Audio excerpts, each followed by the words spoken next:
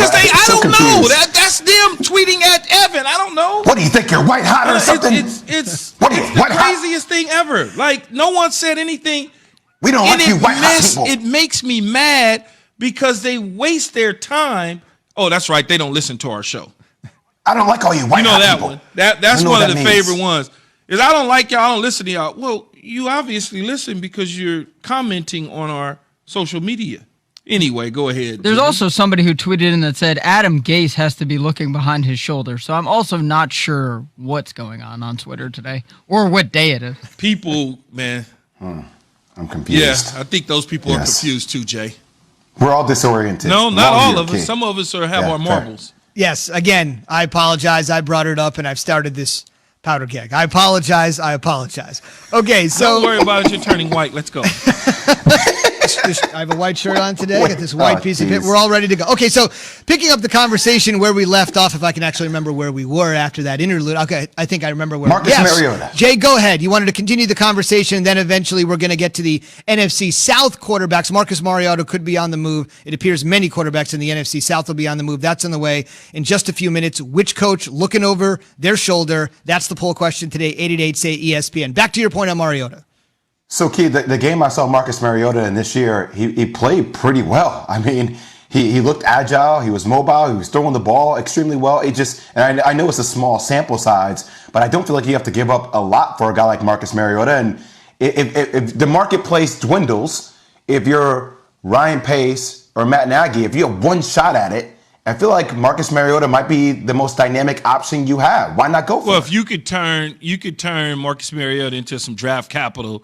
If you're John Gruden and Mike Mayock and it makes sense, then you do it. But I'm certainly not giving up my backup quarterback, given the opportunity for him to maybe take over for Derek Carr if Derek starts to struggle, if we keep Derek Carr, especially on the number that we got him at. He's got, I would say, backup money. He doesn't have starter money. We're paying him at a premium as a backup in the league. But if you're willing to surrender a late second-round pick or something along those lines, then maybe we could have that conversation because it makes sense. But I'm just not willing to give up. I'm not willing to give up a guy just because you think you want him. You had a chance to sign him in free agency last year, and you elected not to because you traded for Nick Foles. So that's on you. Yep. Let me bring up just 2 quick points, then we're going to go to the phone line because we have a white-hot caller on the phone line. We do. We're going to use that all morning now. Y'all done messed up. No, but he's here to help us. I'm going to get to Chad in just a minute. Chad and Charlotte, if you can hang on. Just 2 quick things on Mariota that you have to remember. Chad and Charlotte. Number one, as Jay said, Mariota was picked as the second overall selection. But as Key has said oftentimes, and I agree, and I think this is where your points converge and come together. Because you're the second overall pick, there's this unrealistic expectation about what you're going to be able to do. Key has said the Bears need just a guy. Let's be honest. Marcus Mariota, nice guy, Heisman Trophy winner, really honest, really sweet, represented college football great way. Nice guy. All that stuff. Sound like me. Yeah.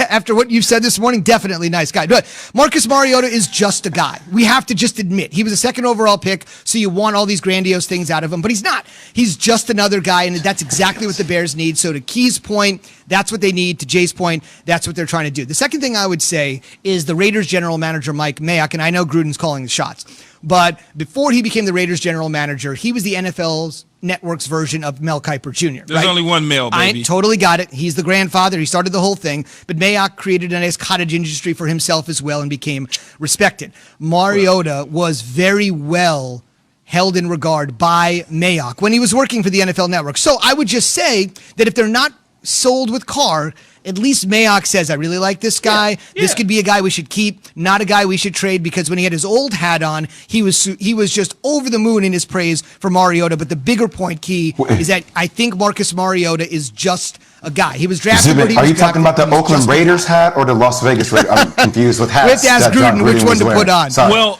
my point in when you say just a guy, and I know it's not second overall pick, you're expecting a lot. Yeah. That's all I'm saying. Expecting a lot. He's always poo-pooing on the second overall picks, Zubin. It always happens on this show. Number one overall pick. Carson Wentz, also second overall pick. I know. I didn't say anything. I was going to say that when you look at guys that people would say is just a guy, just the guys win. Oh, totally. They win, right? Baker Mayfield was selected as the number one overall pick. I'll take what he's doing in Cleveland any day of the week because he's serviceable. He does what we're asking him to do. We're not asking him to go 5 wides out and empty and we're going to throw the ball 50 times. That's not his strength. His strength is doing exactly what they have him doing in Cleveland right now. And they figured it out. That's Chicago. Same recipe. Play defense, run the damn ball, and get a quarterback that can sustain drives and not screw it up. Yeah. Tell me who, Key. Talk to me. Tell me who. It's not Who is that about guy? a who. It's about you as a coach getting that individual person to do those things. I could take Sam Darnold and put him in Chicago. Can Chicago do what Cleveland did with Baker Mayfield? That's the question. Is Matt Nagy smart enough? And I guess Bill Lazor, The offensive coordinator. is he the guy? Are those two guys together smart enough to realize this is what we need to do in order to be successful? Or are they looking across the street at Kansas City, or are they looking down the road at Green Bay and up the road over here at what New Orleans does with Drew Brees and figure, oh, we got to do that to win? No, you don't. You have to do a philosophy that works for your system in your style of play. Chicago, again, I'll say it again. They went to the damn Super Bowl with Rex Grossman, man. They did. Stop. And I That know they it was did. a long time ago. What has changed in the philosophy in Chicago Bear football since then? Nothing. They've Nothing. always been the same organization. Same organization. From Papa Bear Hallis to Mike Ditka to Matt Nagy. The same thing. Here we go. Keyshawn J. Will Zubin, presented by Progressive Insurance. All guests on the Goodyear hotline. Will I regret this? Probably not. I think this guy, Chad in Charlotte, you're on ESPN Radio. I bet you Chad's in the military. Help us out here. Hey, good morning, gentlemen. How y'all doing? What's up? What's happening, Chad? What's up, Chad? I'm just heading to work right now, heading to work, and this whole white hot thing got me laughing a little bit when somebody said it was racist. Well, you know how people So are. when I was in the Marine Corps, every time we go to the rifle range, especially in the wintertime when it was cold, you would put so many rounds through your rifle, your barrel would turn white hot. That's where we started using the term white hot, is your barrel heating up. It has nothing to do with race. So people to think it's racist just because you put a color in front of it, that's just absurd. Man, White but you hot know- was a term that we used in the Marine Corps. Hey, Chad, in all honesty, Yes, sir. I don't really give a damn because I understand who those people are. Chad. It's content for me because I understand who the people are that's tweeting at my producer or tweeting at our show. It's not anything new. We see it every single day. Those people don't get the time of day from me. They really And don't. Chad, I also say this, every time there's some kind of issue, right, that happens, like if it's Mark Cuban with the anthem, you should see our Twitter line. It just explodes. Like, of course you guys are going to say something like that. It's always about race. Or something. We're like, no, we're the last people to actually talk about that. We're just giving you our POV. Can I say this though, Chad? I am married to a white girl. Does that mean anything? Oh, okay. I just wanna Hey, make sure. my best friend and my brother is black. I was adopted, so I mean, there's no race with me either. We all one family, Chad. We one family out here, baby. I just like saying that, though. Exactly. I just like saying that. Oh, you do understand, Zubin. My kids are mixed. I'm married to a white girl. Look, It's called the human race, Chad. Human race. Chad, thanks for if your I service, say by the way. anything, I too. love listening to your show every morning on my way to work. All right. I got out of the Marine Corps.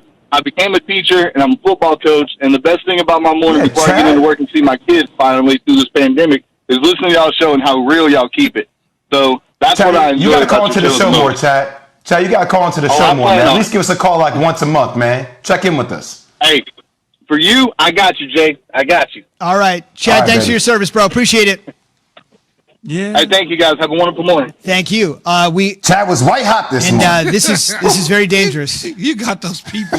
Man, you got them people. They red right now. Ooh, they bad. And Key told us to for the white hot or red hot flame, whatever you want, to stay away from the Twitter feed because it is white hot or red hot. But I'm going to break rules because they're telling me I need to break rules occasionally.